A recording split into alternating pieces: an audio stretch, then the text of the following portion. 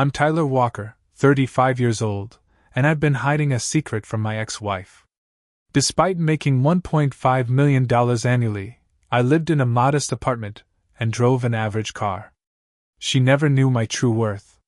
When Heather left me for a man flashing his wealth, she said those words I'll never forget. "I don't want a poor husband, lol." Little did she know what was coming. Where are you watching from today?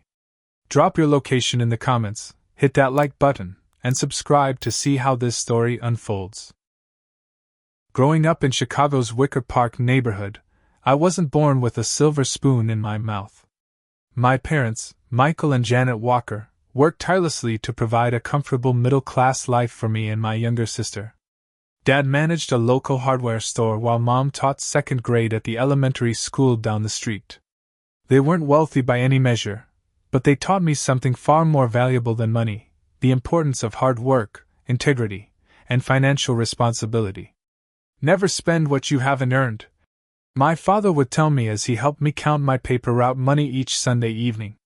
And always save for tomorrow before spending on today.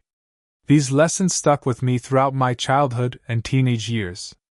I wasn't the most popular kid in high school, but I excelled academically, particularly in mathematics and economics. When I received my acceptance letter to Northwestern University with a partial scholarship, my parents couldn't have been prouder. They had set aside a modest college fund, and combined with my scholarship and part-time jobs, I managed to graduate with minimal student loan debt. College life at Northwestern opened my eyes to wealth in a way I'd never experienced before.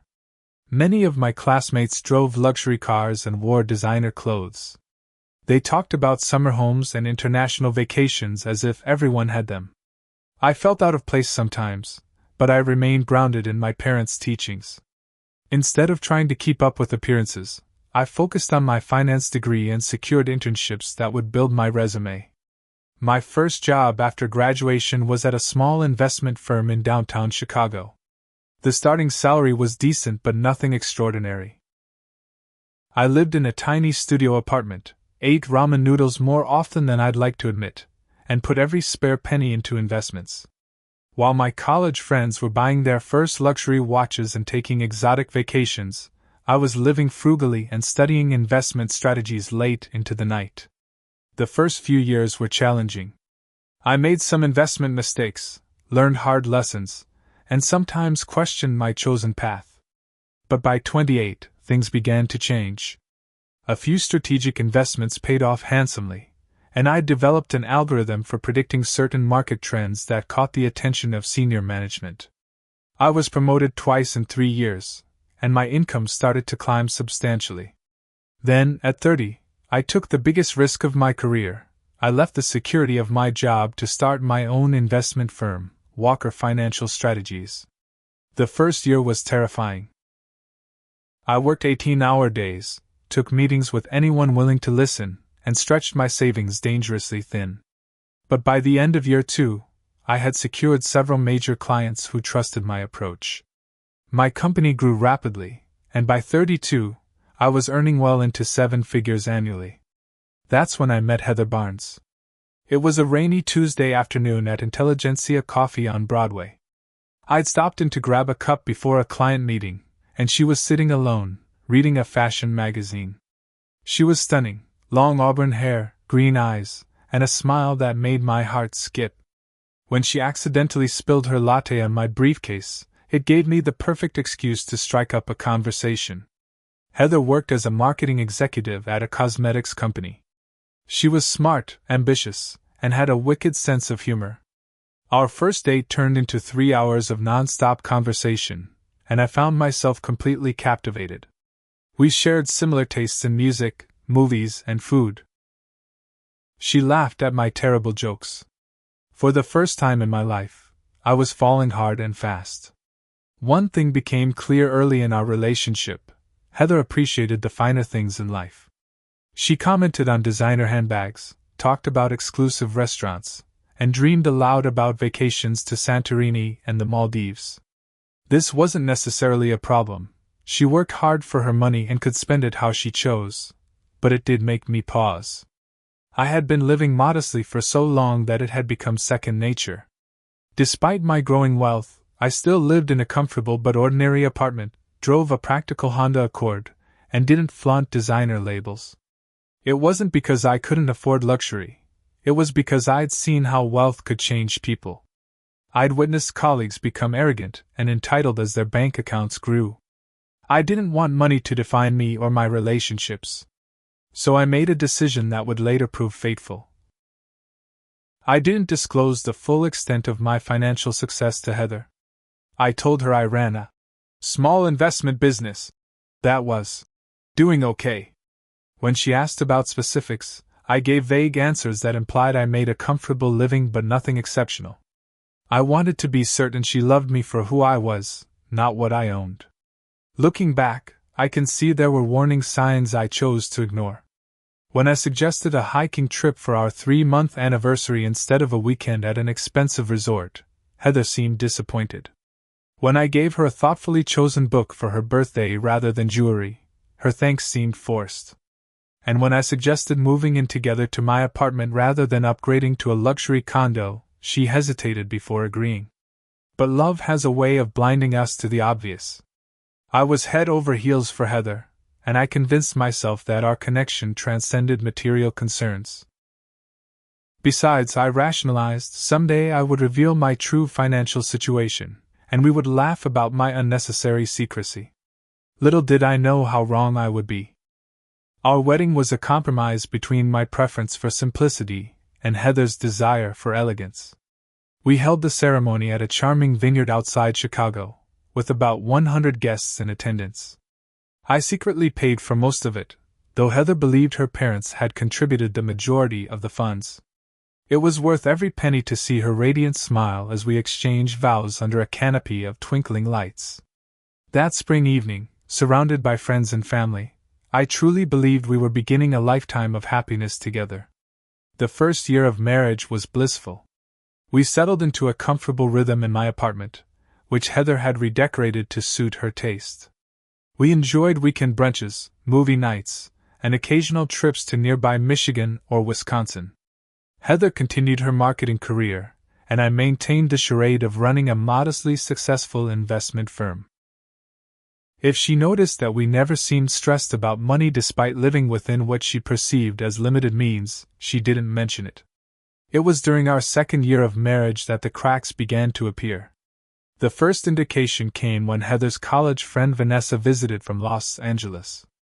Vanessa worked for a talent agency and arrived wearing a Chanel jacket and Christian Louboutin heels, casually dropping stories about celebrity encounters and exclusive parties. I noticed how Heather grew quieter throughout the evening, her eyes fixed on Vanessa's Cartier watch as she gestured animatedly. After Vanessa left, Heather was subdued. "Vanessa's doing really well for herself," she commented as we cleaned up the dinner dishes. "She's got that beautiful house in Beverly Hills now. She seems to be enjoying her success," I replied neutrally. "But different people want different things from life." Heather scrubbed a pot with unnecessary force. "And some people get to have it all while others settle for less." The comment stung, but I let it pass. It was just one evening, one moment of comparison. It didn't mean anything. Or so I told myself. But social media became a constant reminder of what Heather believed she was missing. Her Instagram feed filled with acquaintances posting from yacht parties in Miami, showing off luxury car purchases, or vacationing in exotic locations. Each night she would scroll through her phone, sighing occasionally. When I suggested a weekend getaway to a rustic cabin in Wisconsin, she responded with limited enthusiasm.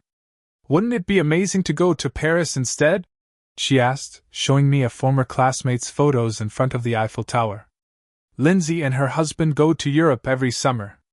Maybe someday," I said, feeling a twist of irony. I could have booked us first-class tickets to Paris that very moment. My company had just secured another major client, pushing my annual income even higher. But I remained committed to my plan. I wanted Heather to love our life together regardless of our financial status. Our arguments about money began subtly but increased in frequency and intensity. What started as casual comments evolved into pointed criticism. "Do we really need to check the prices when we go out to dinner?" she asked one evening at a neighborhood restaurant. "It's just a habit," I explained.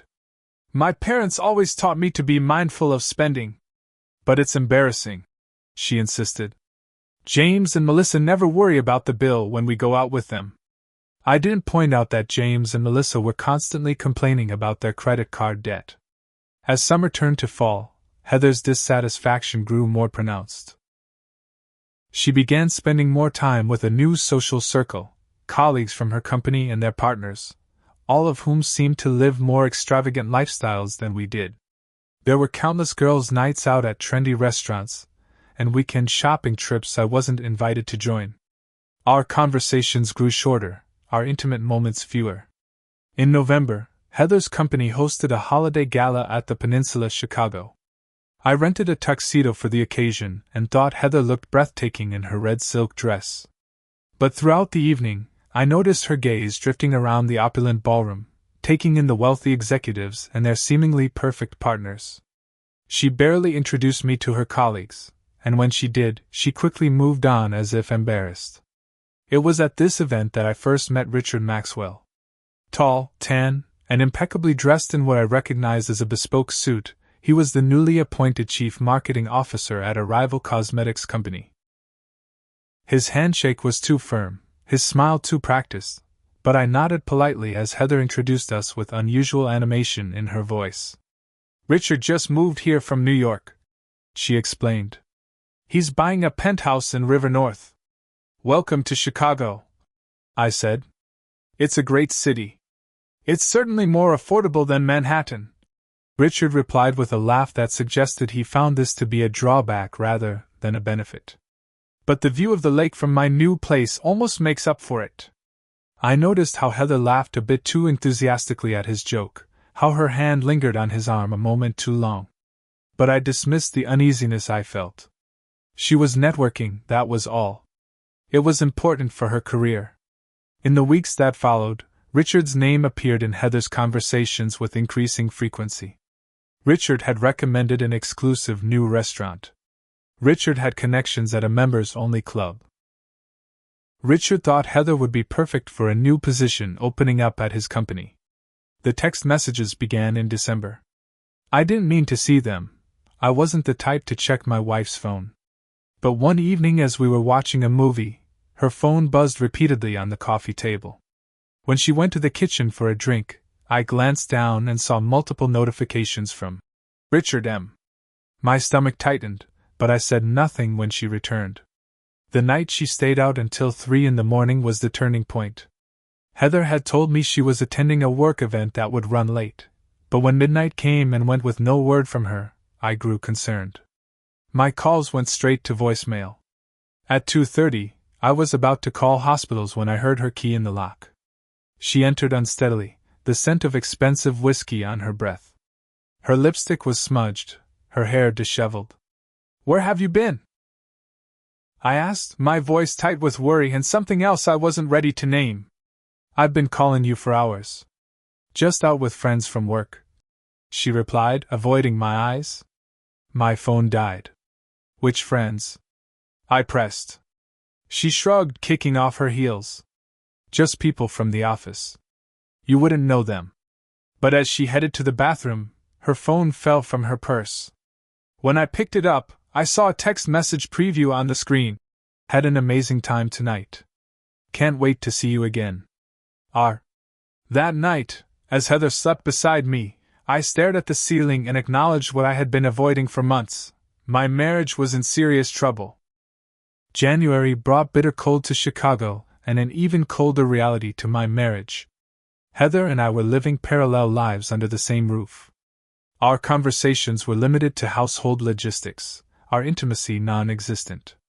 I tried several times to address the growing distance between us, but Heather deflected with vague complaints about being stressed at work or simply changed the subject. I wasn't ready to give up. After nearly 3 years together, I still loved my wife and wanted to salvage our relationship.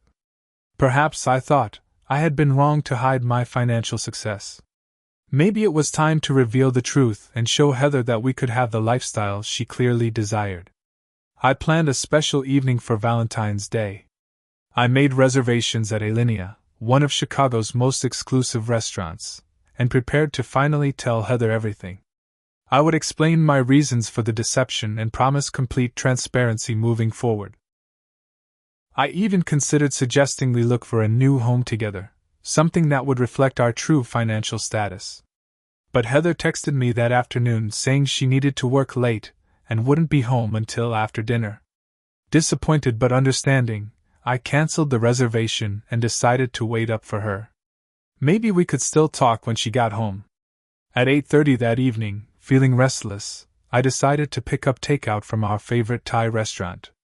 The February night was frigid as I drove downtown, snowflakes swirling in the headlights of my Honda Accord. As I waited at a red light on Michigan Avenue, something caught my eye. Through the window of Spiaggia, one of the city's most expensive Italian restaurants, I saw a familiar profile. Heather was seated at a corner table, wearing a black dress I'd never seen before. Across from her sat Richard Maxwell, reaching across the table to take her hand in his. My heart pounded as I pulled into a nearby parking garage. I told myself there could be an innocent explanation. Perhaps it was a business dinner. Perhaps Richard was consoling her about some work issue. I needed to know for certain before jumping to conclusions. The maitre d' at Spiaggia recognized me. Ironically, I was an investor in the restaurant group, though Heather had no idea. He greeted me warmly and led me through the dining room without question. Heather's back was to me as I approached.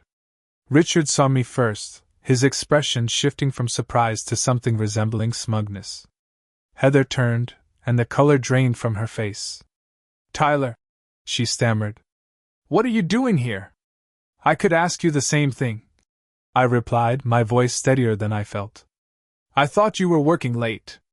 Richard leaned back in his chair, swirling his wine glass.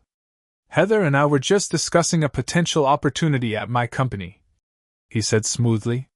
"Professional development." I looked at their entwined hands, the open bottle of Dom Perignon, the intimate table setting. "On Valentine's Day? Over champagne?" Heather withdrew her hand from Richard's, but her embarrassment quickly turned defensive. "It's not what you think," she began, then stopped. "Actually, you know what? Maybe it is what you think. Richard and I have become close." "Close?" I repeated, the word like ash in my mouth.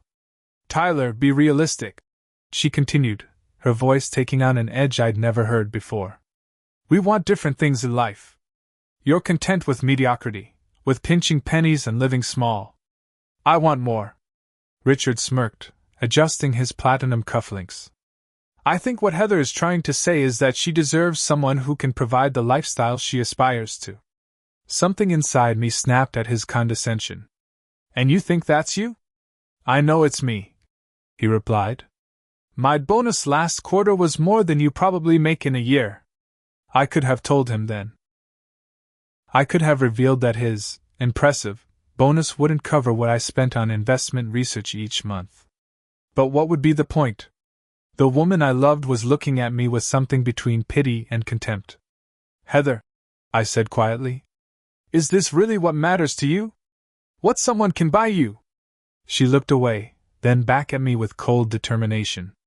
"I don't want a poor husband, LOL," she said, actually verbalizing the acronym as if to emphasize how ridiculous she found the idea. "I've outgrown what you can offer, Tyler." Those words cut deeper than any knife could have. 3 years of marriage, of shared dreams and promises, reduced to a materialistic dismissal. "I see," I said, my voice hollow. "Then I won't keep you any longer." I walked out of the restaurant into the swirling snow, each step feeling heavier than the last. By the time I reached my car, my face was wet with more than snowflakes. The divorce papers arrived by courier 3 days later. Heather had clearly been planning this for some time. The documents were comprehensive, citing irreconcilable differences, and requesting an equitable division of our modest assets. She wanted the furniture, her retirement account, and half of our savings. In exchange, I could keep my business and the Honda. I should have contested it. I should have revealed my true net worth and fought for a fair settlement. But the pain of betrayal had left me numb, and some irrational part of me still wanted to protect Heather, even as she was leaving me. Or perhaps it was pride. I didn't want her to know what she was walking away from. Either way, I signed the papers without amendment. The divorce was finalized with surprising speed. Heather had connections with a top divorce attorney, courtesy of Richard, no doubt, and I offered no resistance. Within 6 weeks, our marriage was legally over. Heather moved out while I was at work one day, leaving her key on the kitchen counter along with her wedding ring.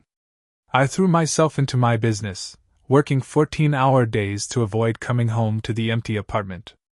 I sold most of the furniture Heather hadn't taken and redecorated with a minimalism that reflected my emotional state. My company continued to thrive despite my personal turmoil, or perhaps because of it. I channeled all my hurt and anger into aggressive investment strategies that paid off handsomely. 2 months after our divorce was finalized, I received a glossy ivory envelope in the mail. Inside was an invitation to the wedding of Heather Barnes and Richard Maxwell, to be held at the Four Seasons Hotel Chicago in June. The invitation was not meant for me. It had been sent to our old shared address and forwarded by the postal service. I stared at the embossed lettering, the promise of champagne and dancing, the RSVP card with its gold foil edges. With shaking hands, I tore it all to confetti. That night, I found myself scrolling through social media, torturing myself with photos of Heather and Richard's engagement party at his penthouse. There they were, champagne flutes raised against the backdrop of Lake Michigan, her left hand prominently displayed to showcase a diamond that must have cost Richard at least 2 months' salary. Their friends commented with effusive congratulations, praising them as the perfect couple, and the most beautiful bride-to-be. I closed the laptop and poured myself a scotch I'd been saving for a special occasion. As I sipped the 30-year-old Macallan, a small luxury I'd allowed myself years ago, I made a decision. I would maintain my secret. Heather had made her choice based on appearances and materialism. Let her live with that choice without knowing what she had truly walked away from. Little did I know that fate had other plans. 6 months passed. Spring melted into summer, and summer faded into autumn. The acute pain of Heather's betrayal gradually dulled into a background ache, present but manageable. I developed new routines, joined a boxing gym to channel my lingering anger, and even began occasional dinners with friends I'd neglected during my marriage. Walker Financial Strategies continued its impressive growth trajectory. I expanded my team, hiring talented analysts and advisors who shared my investment philosophy. Our client list grew more prestigious, including several celebrities and sports figures who appreciated our discretion and results. I moved the office from a modest space in the West Loop to an entire floor in a sleek skyscraper downtown, with views of Lake Michigan that even Richard's penthouse couldn't match. In September, my company secured our biggest client yet, Westfield Global, a multinational corporation looking to diversify their $8 billion investment portfolio. Winning their business put Walker Financial Strategies in an entirely new league. The success necessitated press releases and media coverage that I could no longer avoid. For years, I'd maintained a low profile in the financial world. I rarely gave interviews, declined invitations to speak at conferences, and kept my name off most publications. This approach had served my desire for privacy well, but with the Westfield account, anonymity was no longer an option. The first article appeared in the Chicago Tribune's business section. Chicago's financial wunderkind lands billion-dollar client. It included basic facts about my company's growth and a generic statement from our PR department. No photographs, minimal personal details. I thought perhaps that would be the end of it.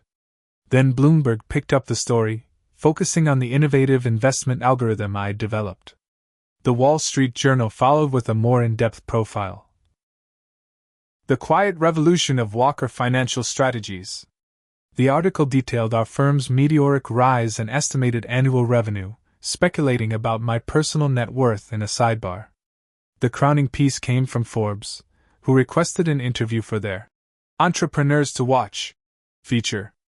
My PR team insisted it would be beneficial for the company, so I reluctantly agreed. The interviewer was professional and focused primarily on business questions, but also inquired about my personal background and lifestyle choices. Your firm manages over $3 billion in assets, with annual revenues estimated at $80 million, she noted. Yet your colleagues describe you as remarkably frugal. Is that accurate? I shifted uncomfortably in my chair. I believe in living intentionally, I replied. Success should change your options, not necessarily your values. She seemed intrigued by this perspective. Records show you still lived in a modest apartment until recently, drove a Honda Accord, and don't own a vacation home. With your success, that's unusual. Money is a tool, not an identity, I said, repeating one of my father's favorite phrases. When the Forbes issue hit newsstands in October, I was shocked to find myself on the cover. The photograph showed me in a simple charcoal suit, standing in front of our office windows with the Chicago skyline behind me. The headline read, "The Billionaire Next Door: How Tyler Walker Built a Financial Empire While Living Like Average Joe."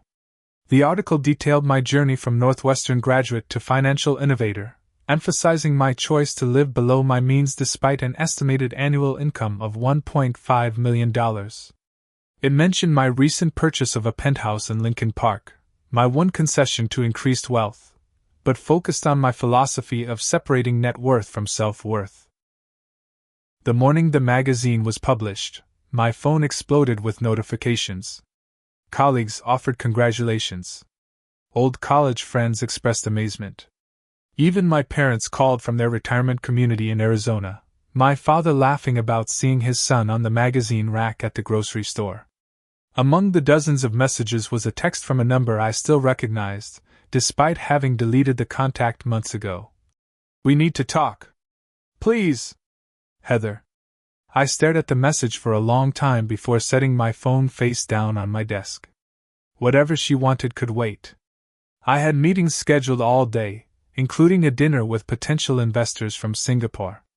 3 more texts arrived throughout the day. "Tyler, please respond. It's important. I saw the Forbes article. We really need to talk. I'll be at Sawada Coffee tomorrow at 10 a.m. Please come." That evening, as my driver took me home from the investor dinner, I finally allowed myself to process what was happening. Heather had seen the truth, not just about my financial situation, but about the deliberate choice I'd made to hide it from her. She now knew that when she left me for Richard's supposed wealth, she had actually walked away from far more money than he could ever provide. The irony might have been satisfying if it didn't still hurt so much. I considered not showing up at the coffee shop. What could Heather possibly say that would matter now? But curiosity won out, combined with a small, shameful desire to see her reaction in person. That night I barely slept. Memories of our relationship played on repeat. The good times in the beginning, the growing distance, the final betrayal. By morning I had resolved to approach the meeting with calm detachment. Heather no longer had the power to hurt me. I would hear what she had to say, respond politely, and continue with my life. I dressed carefully in dark jeans and a cashmere sweater, casual but clearly expensive. I decided against having my driver take me and instead drove myself in my new car, a sleek black Aston Martin that had been a gift to myself after the Westfield deal. It wasn't my style to flaunt wealth, but this once, I allowed myself the indulgence. Sawada Coffee was a hip, industrial-style cafe in the West Loop where Heather and I used to meet during our early dating days. As I parked across the street, I spotted her through the window, sitting nervously at a corner table. She was checking her watch and glancing at the door repeatedly. I took a deep breath, straightened my shoulders, and walked into the cafe, ready to face the woman who had broken my heart but inadvertently set me free. The smell of freshly ground coffee beans and baked goods greeted me as I stepped into Sawada. Weekend morning patrons filled the industrial space with a pleasant buzz of conversation, the vintage record player in the corner spinning a jazz album I didn't recognize. Several heads turned as I entered. The Forbes cover had made me more recognizable than I'd anticipated. Heather sat at our old regular table, the one partially hidden by a large fiddle-leaf fig plant. She wore a cream blouse that I remembered buying her for her birthday 2 years ago, her auburn hair pulled back in a simple ponytail. Without the designer clothes and professional makeup she'd adopted during her time with Richard, she looked more like the woman I'd fallen in love with at the beginning. She didn't notice me until I was standing at the table. When she looked up, her green eyes widened, and she seemed momentarily lost for words. "Hello, Heather," I said, my voice neutral. "Tyler," she breathed. "You came. Thank you for meeting me." She gestured to the empty chair across from her. "Please sit down. I ordered you a cortado. You still drink those, right?" The fact that she remembered my coffee preference shouldn't have affected me, but it did. I sat down, keeping my expression carefully composed. "Yes, thank you." An awkward silence fell between us. Heather fidgeted with her napkin, her eyes darting between my face and the table. I noticed she'd lost weight, and faint shadows underlined her eyes. "You look good," she finally said. "Really good." "Thank you," I replied, not returning the compliment. "You wanted to talk?" Heather's cheeks flushed slightly at my directness. "Yes. I saw the Forbes article.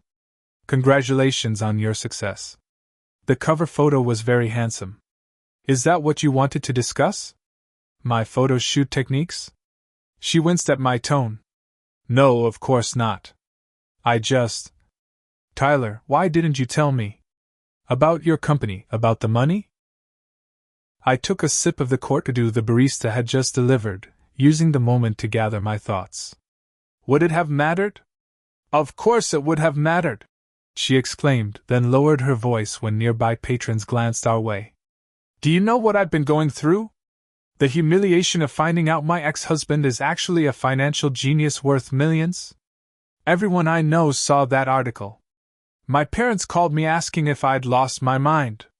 I'm sorry it's been embarrassing for you," I said, not feeling sorry at all.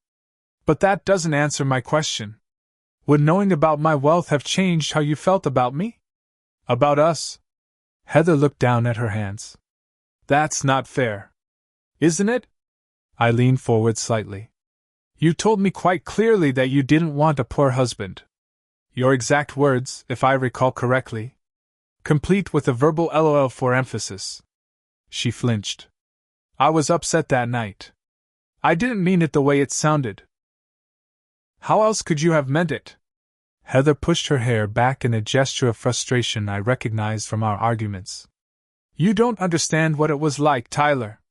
All my friends advancing in their careers, buying homes, taking amazing vacations. Meanwhile, we were living in that tiny apartment, counting pennies.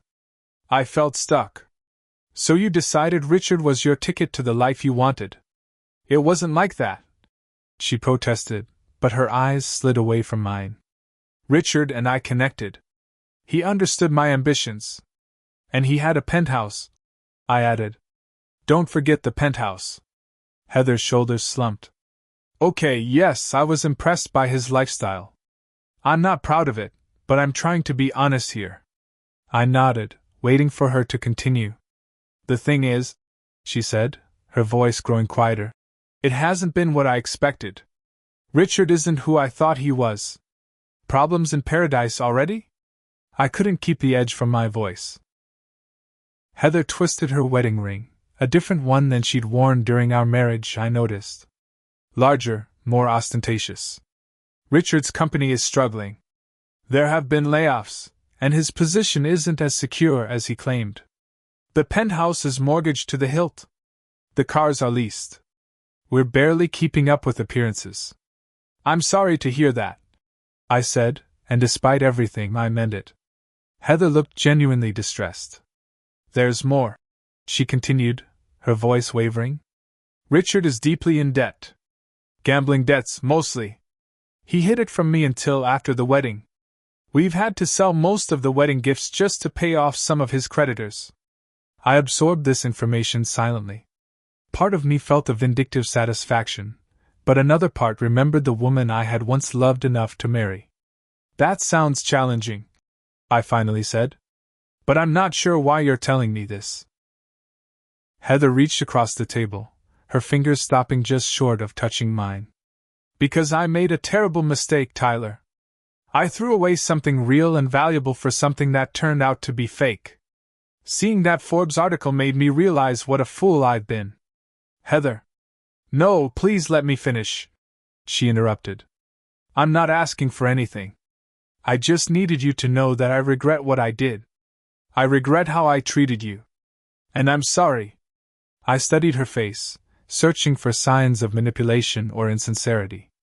All I saw was genuine remorse and something else, hope. I appreciate the apology, I said carefully. But it doesn't change what happened. I know, she whispered. Then, after a pause, is it true? What the article said about your income? And there it was, the real reason for this meeting. Yes, I confirmed. I make approximately $1.5 million annually. My company manages over $3 billion in assets. Heather's face went pale, just as I'd imagined it might when she learned the truth.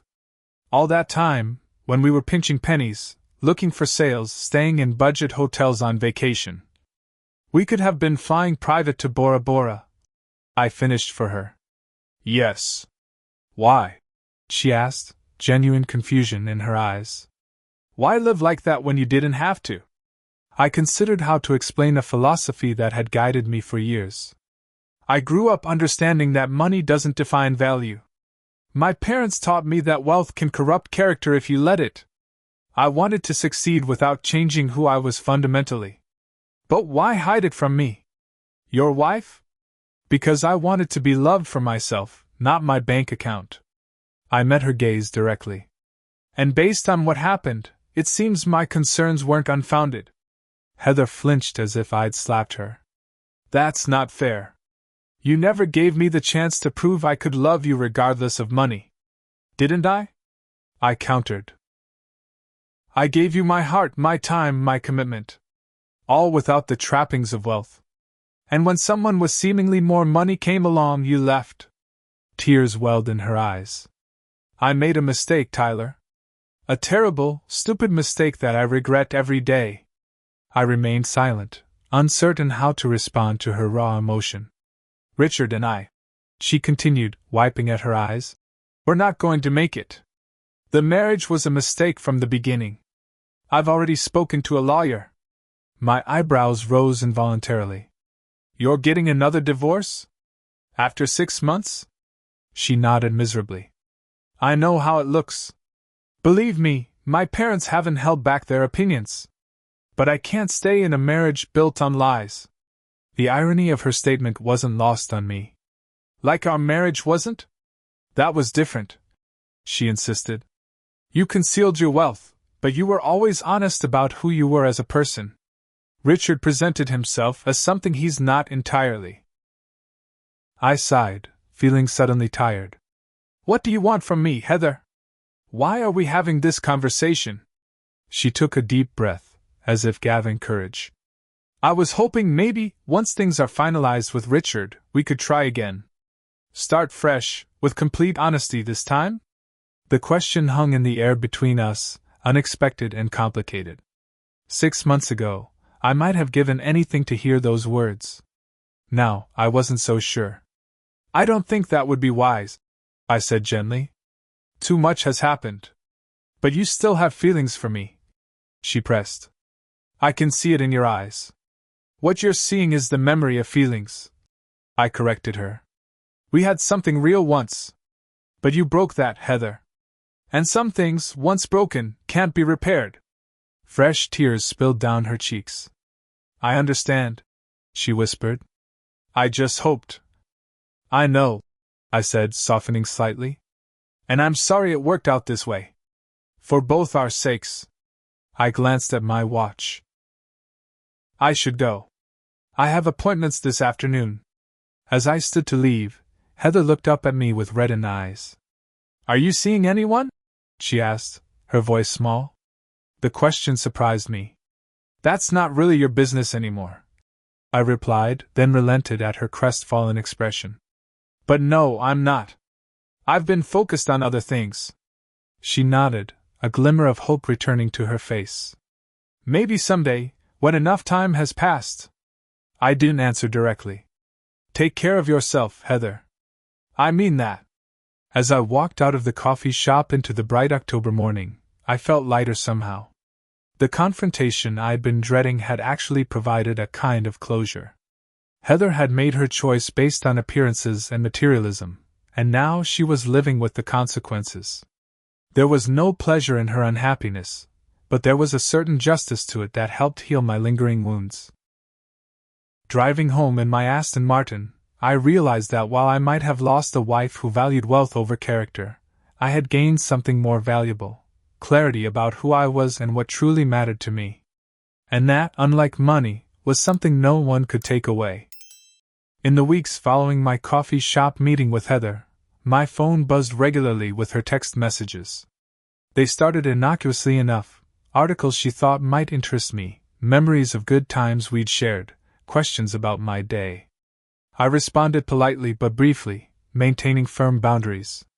When the messages became more personal and suggestive, I began to respond less frequently, sometimes not at all. Remember that weekend in Door County? The cabin with the fireplace? That was magical. Had your favorite pasta for dinner tonight. Made me think of you. Just drove past our old apartment. So many memories.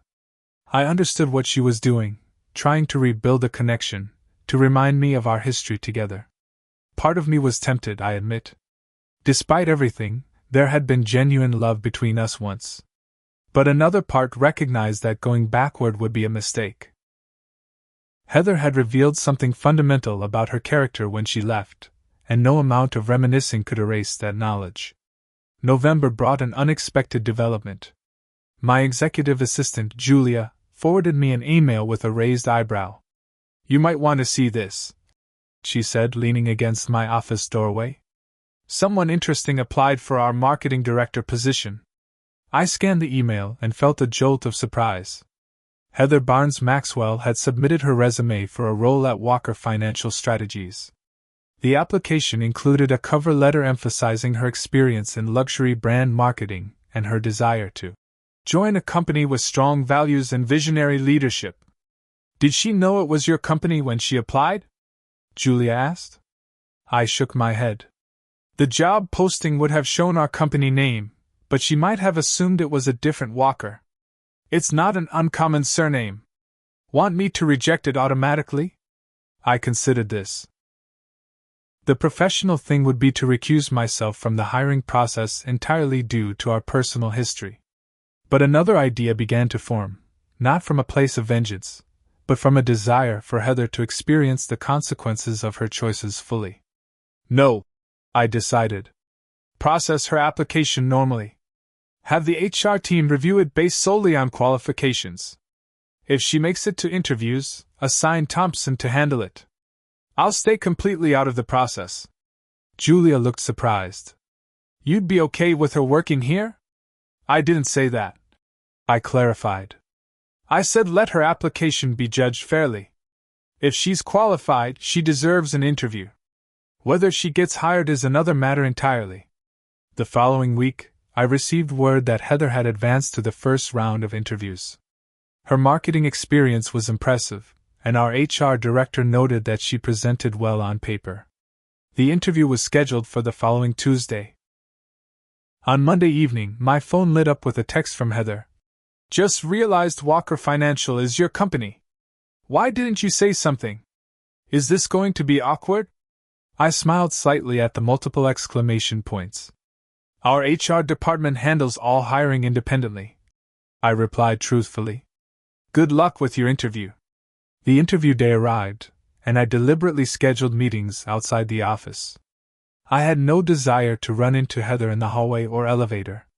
Thompson, our chief operating officer, conducted the interview along with 2 members of the marketing team. Their feedback, delivered to me the following morning, was mixed. She has solid experience, Thompson reported. Good portfolio, articulate about strategy. But something felt off. When we asked why she wanted to leave her current position, she was vague.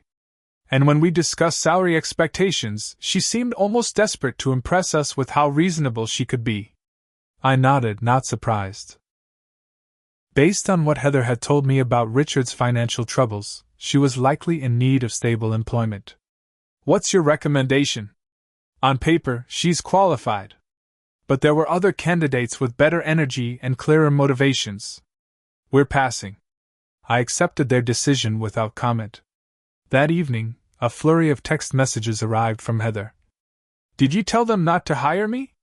I really needed that job, Tyler. Was this some kind of revenge? Please call me back. I didn't respond immediately, taking time to craft a message that was truthful but firm. I recused myself from the hiring process entirely. The decision was made by the team based on interviews with all candidates. I wish you luck in your job search. Her reply came quickly. I don't believe you. This is cruel. I put my phone away, refusing to engage further. If Heather wanted to believe this was about revenge, that was her prerogative. The truth was simpler and more difficult for her to accept. I had allowed her to be judged on her own merits, without my influence either way, and she hadn't measured up to the competition. December arrived with heavy snow and holiday decorations throughout the city. I found myself in a reflective mood, taking stock of the year's dramatic changes in my life. Despite the personal turmoil, my business was thriving. I had moved into a spectacular penthouse in Lincoln Park with views of the lake and city skyline. I had reconnected with old friends and made new ones. And most significantly, I had met Melissa. Melissa Chin was an architectural photographer I'd encountered at a charity gala in November. Unlike many people I met at such events, she had no idea who I was or what my company did, and seemed entirely uninterested in my financial status. Instead, she engaged me in a fascinating discussion about urban design and the psychological impact of architecture. By the end of the evening, I'd secured her phone number and a promise to meet for coffee.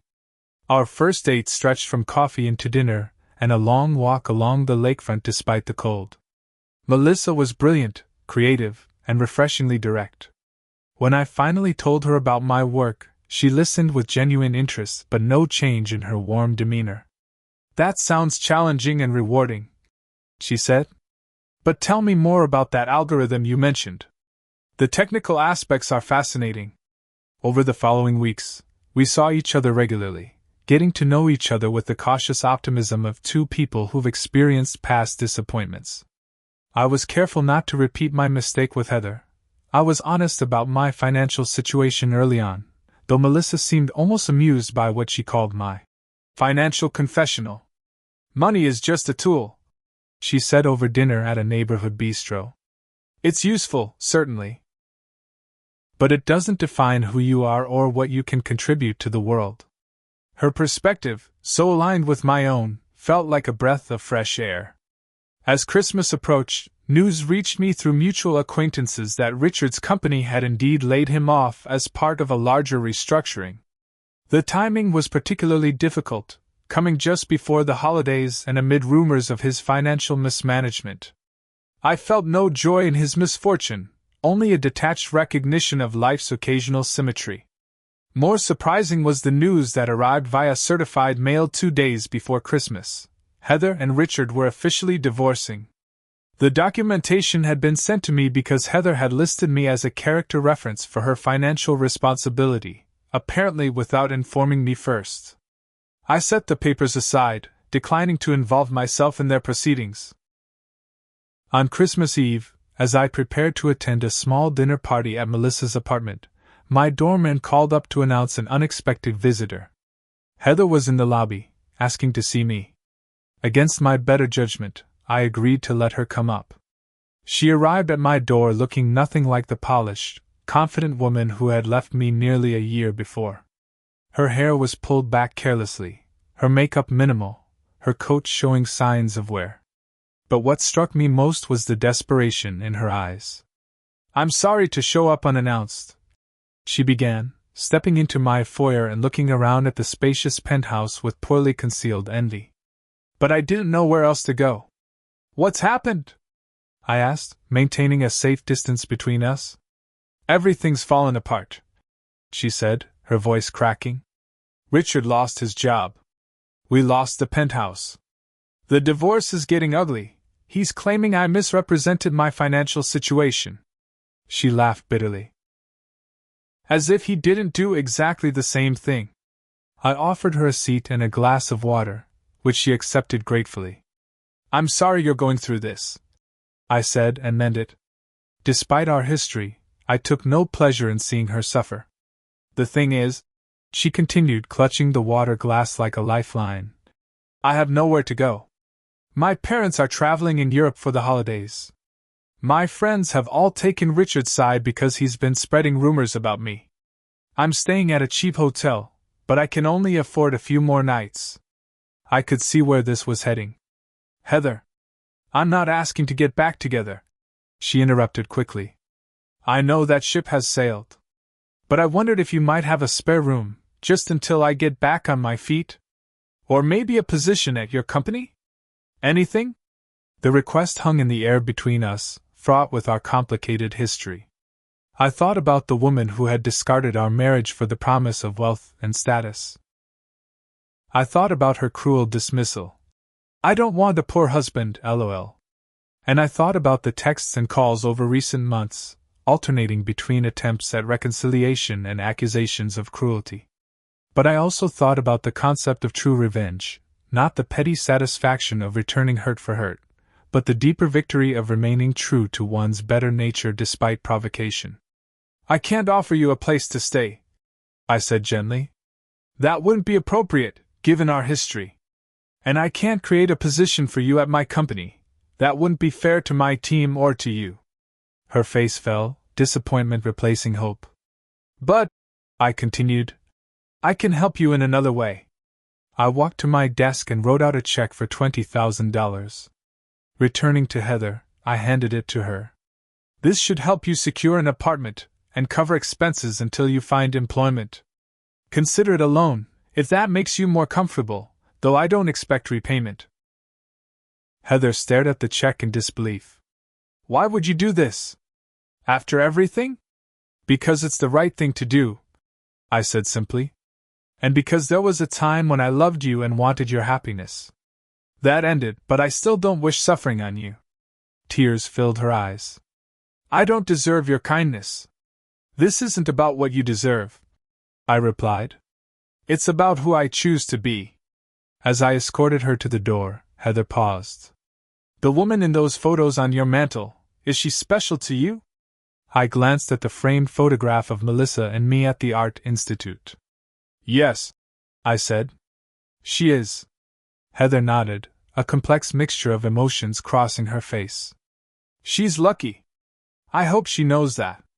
After she left, I sat quietly for a few minutes, processing the encounter. What had just transpired wasn't revenge in the conventional sense. I hadn't humiliated Heather or caused her pain. But in helping her without strings attached, and demonstrating the generosity and character she had failed to value during our marriage, I had achieved something more meaningful. I had shown both of us who we truly were.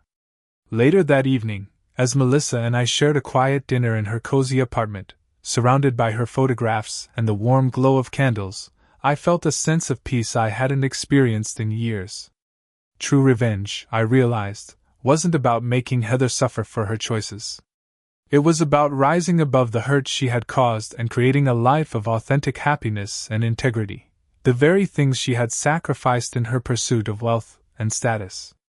As midnight approached and snow fell gently outside Melissa's windows, I made a silent toast to unexpected journeys and the wisdom that comes from navigating life's most painful detours. 1 year passed, then another. Life settled into new rhythms and patterns, the kind that develop gradually but feel somehow inevitable in retrospect. My company continued to thrive, expanding into international markets and opening offices in London and Singapore. I traveled frequently but always returned to Chicago, to the city that had witnessed both my greatest heartbreak and my most significant growth. Melissa and I moved in together after dating for 18 months. Her photography career flourished, with exhibitions in galleries across the country and a book deal for her architectural studies. We complemented each other well, her artistic vision balancing my analytical nature, my structure providing a foundation for her creativity. We shared values that transcended financial considerations: integrity, authenticity, meaningful work, and genuine connection. "You know what I love most about our relationship?" Melissa asked one evening as we sat on our terrace overlooking the lake. "We're together because we want to be, not because we need to be. There's freedom in that choice." Her observation resonated deeply. Unlike my relationship with Heather, which had ultimately revealed itself to be contingent on material circumstances, what Melissa and I shared was based on mutual respect and genuine appreciation for each other's essential qualities. The difference was profound. I thought often about the lessons I'd learned through my experience with Heather. The pain had been real and significant, but so was the wisdom that emerged from it. I came to understand that hiding my wealth had been, in its way, a form of dishonesty born from insecurity. True intimacy required vulnerability and transparency, even when those things felt risky. With Melissa, I practiced this openness from the beginning. We discussed money frankly, its benefits and limitations, the responsibilities it entailed, the complexities it could introduce into relationships. Her perspective was refreshingly practical. "Money is just another resource, like time or energy. It's how you allocate it that reveals your character." I established a charitable foundation focused on financial literacy and entrepreneurship in underserved communities. The work was deeply satisfying, allowing me to use my expertise to create opportunities for others. The foundation partnered with community colleges and high schools to develop curriculum that taught practical money management alongside business skills. Over time, we expanded to offer microloans to promising small business ventures that traditional banks overlooked. Heather occasionally crossed my mind, though with decreasing frequency as time passed. I heard through mutual acquaintances that she had relocated to Minneapolis after the divorce from Richard was finalized. The check I had given her had apparently helped her secure an apartment and survive until she found employment with a regional marketing firm. I was genuinely glad she had landed on her feet. Then, on a crisp Saturday afternoon in October, nearly 3 years after our divorce, I encountered Heather unexpectedly. I had stopped at a small boutique in Lincoln Park to purchase a birthday gift for Melissa when I spotted a familiar auburn-haired woman arranging a display near the front of the store. Heather looked different. Her hair was shorter, her clothing simple but elegant, her demeanor more grounded. She noticed me at the same moment I recognized her, and a flash of surprise crossed her face before she composed herself. "Tyler," she said, stepping toward me with a tentative smile. "What a surprise." "Hello, Heather," I replied, genuinely startled by the coincidence. "You're working here?" She nodded. "I'm the assistant manager. Just started a few months ago after moving back to Chicago." Her gaze was steady, without the desperate edge I remembered from our last encounter. "How have you been?" "Good," I said. "Very good, actually. And you seem well." "I am," she confirmed. "Better than I've been in a long time, honestly." An awkward silence fell between us, the weight of our history palpable despite the years that had passed. "I never properly thanked you," she said finally, "for your help when I was at my lowest. It meant more than you know." I nodded, accepting her gratitude without comment. "I learned a lot from what happened between us," she continued, her voice softer. "About myself, mostly. And none of it was particularly flattering. We all make mistakes," I offered. "The important thing is what we learn from them." Heather smiled ruefully. "Some lessons are more expensive than others. But you were right, you know. About money not defining value. I understand that now, in a way I couldn't before." A customer entered the shop, and Heather glanced over her shoulder. "I should get back to work. But it was good to see you, Tyler. I mean that." "You too, Heather," I replied, and found that I meant it as well. "Take care of yourself." As I left the boutique and walked back to my car, I felt an unexpected sense of closure. Heather and I would never be friends, but the bitterness that had once colored my memories of our relationship had faded. In its place was something approaching compassion, not just for her, but for the younger versions of ourselves who had made mistakes and learned from them in our different ways. That evening, as Melissa and I prepared dinner together in our kitchen, I recounted the unexpected encounter. "How did it feel, seeing her again?" Melissa asked, chopping vegetables with practiced precision. I considered the question carefully. "Peaceful," I finally said. "Like turning the final page of a book you've already finished." Melissa nodded, understanding. "Closure is a gift you give yourself. It sounds like you both have it now." Later, as we sat on the terrace with glasses of wine, watching the city lights reflect on the lake, I reflected on the journey that had brought me to this moment. The betrayal that had once seemed like the end of my world had actually been the beginning of a better one, not because of the money I had kept or revealed, but because of the person I had become through the experience. True wealth, I had learned, wasn't measured in dollars or possessions. It existed in the capacity to live authentically, to value character over appearances, to build relationships based on mutual respect rather than material advantage. My parents had tried to teach me this lesson years ago, but I had to live it to truly understand its depth. My revenge on Heather, if it could be called that, hadn't been in causing her pain or embarrassment. It had been in refusing to let her choices define my path forward. It had been in growing beyond the hurt, in building a life of integrity and purpose, in finding happiness that wasn't contingent on bank balances or status symbols. As the Chicago skyline glittered before us and Melissa's hand found mine in the gathering dusk, I felt profoundly grateful for the detours and disappointments that had ultimately led me home, not to a place or a possession, but to a way of being in the world that aligned with my deepest values. Life rarely unfolds according to our careful plans. Sometimes it's the unexpected ruptures, the betrayals and losses that seem unbearable in the moment, that create space for our most meaningful growth. The secret is not in avoiding pain but in allowing it to transform rather than diminish us. What do you think matters most in relationships? Is it the material things we can provide, or something deeper? Has someone's true character ever surprised you when circumstances changed? Share your thoughts in the comments below, and don't forget to like, subscribe, and share if this story resonated with you. Thank you for listening. And remember that sometimes life's biggest disappointments lead to our greatest blessings.